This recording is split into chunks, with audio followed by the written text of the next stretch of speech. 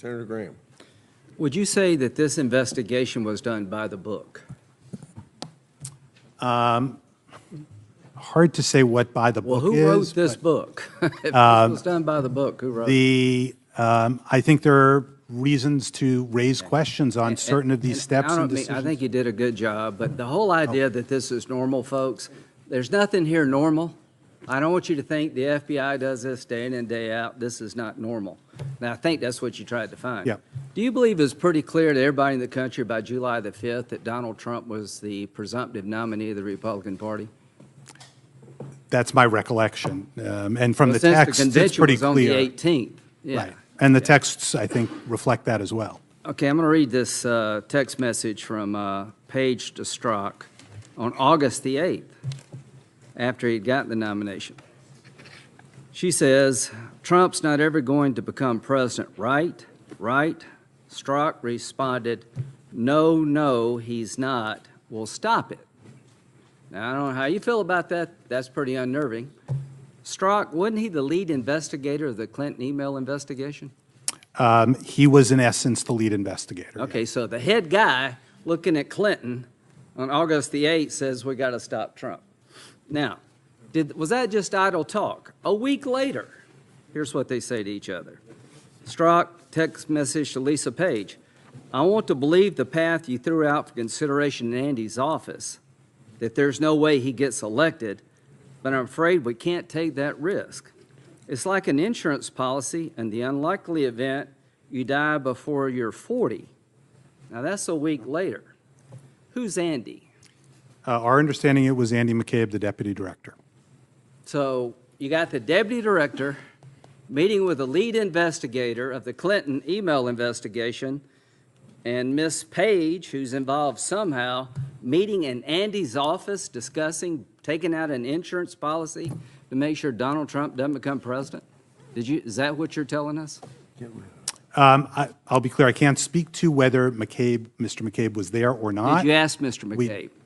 We did. He said he was not. He did not recall. So one of them's lying.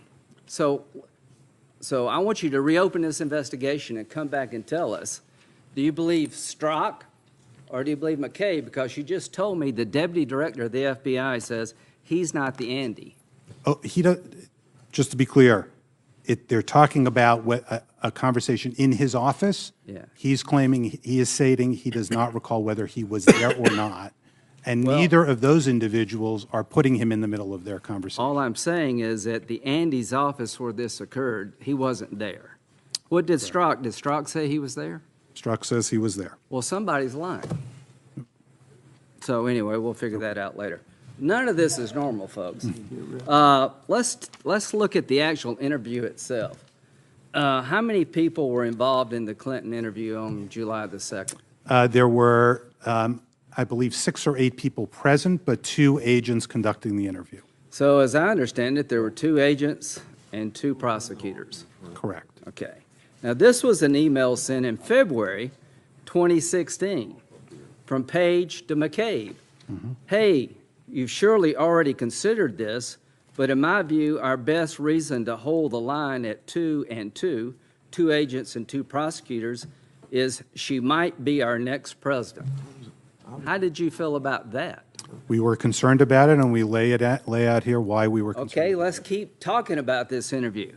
One of the FBI agents in the interview said on Election Day to another FBI agent, you should know that I'm with her. Now, her was Clinton, right? Correct. How do you feel about that?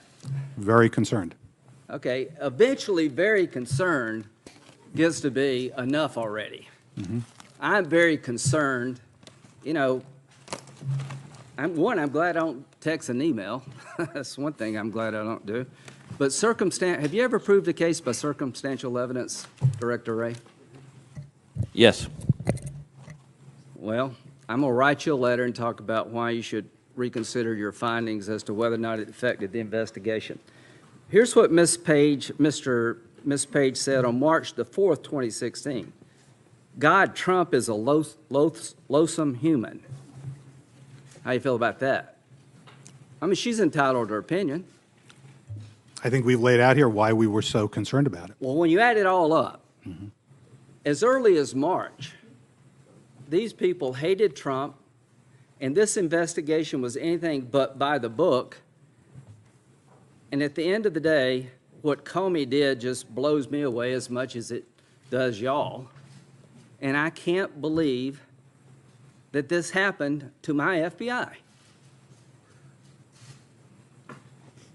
I told you the story, Mr. Wray, Director Wray, about wanting to be part of the organization, and y'all were smart enough not to take me. The bottom line is, if you're on our side of the aisle, this really does hit you hard. And we can't just write it off. I think there was a lot of bias that did affect an investigation that is, to me, almost impossible to explain using any standard that I grew up with as a prosecutor or even as a defense attorney. This is struck the page on October the 20th. Trump is an effing idiot. The bottom line is, I'm glad you found what you found, Mr. Horowitz. I'm not buying that the Clinton email investigation was on the up and up. And the reason I'm not buying it is because the two people intimately involved, one, the guy, the lead investigator, clearly did not want to see Donald Trump become president of the United States. Finally, do you agree with me that finding her liable criminally would be inconsistent with stopping Donald Trump? If they found Hillary Clinton was criminally liable, that paves the way for Donald Trump. Can you put those two things together? I guess it would depend when, but yes, I How could about see July, a conceivably it week could. before the convention? Oh, it clearly could conceivably. Well, not only clearly conceivably, that's exactly what's happening here, folks. You cannot hold her criminally liable and stop him. As to the law, why did they change gross negligence in the original statement, Director Wray, to reckless disregard? I think I would defer to the Inspector General who looked into that. Why did they do that? The explanation was that, Can I just suggest something? yeah, Gross negligent is a criminally liable standard. correct. So if they had said it the way they originally wrote it, she's guilty of a crime, and the reason they changed it is because she's not guilty of a crime, and if you want to stop him, it can't be gross negligence. What's the difference between reckless disregard and gross negligence? Not much. It's a lot pretty much- politically. Right. Thank you.